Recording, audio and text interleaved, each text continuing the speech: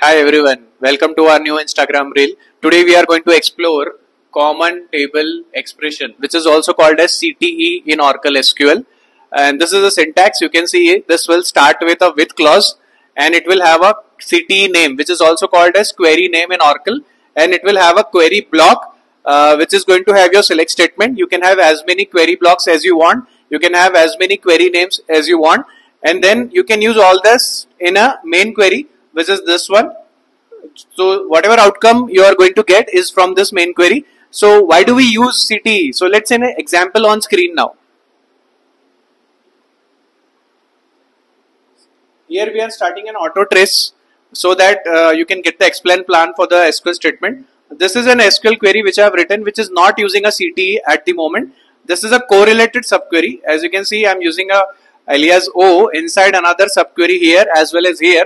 So this is a correlated subquery and it is giving you an output which is for a question which is also used in an interview where you are trying to find an employee which is earning higher than the average salary of his department. For example, department 10 and 20 and 30 have got different average salary, as you can see here.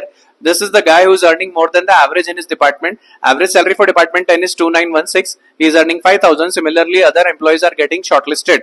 But here we are not using CTE. This is costing us 14 as a cost and 15 as a CPU on an Oracle database, and this will be optimized using CTE. So now we are going to use a CTE. Here you can see I have written a with clause, and this is a query name, this is another query name, and these are my query blocks. Here I am referencing the same table again and again, and that is why the complexity of this is also reduced and it is more readable and efficient, and the performance of the statement is also enhanced thanks to the use of CTE feature, which is temporary table. The data is temporarily stored in a temporary table. Hence you can see here the cost is reduced by a substantial bit and even the CPU is reduced. So that is why you should use CTE to have more readable, reusable and improving a performance. And also you can use CTE for recursive queries and hierarchical data retrieval. Thank you, and follow us for more such tips and tricks in SQL.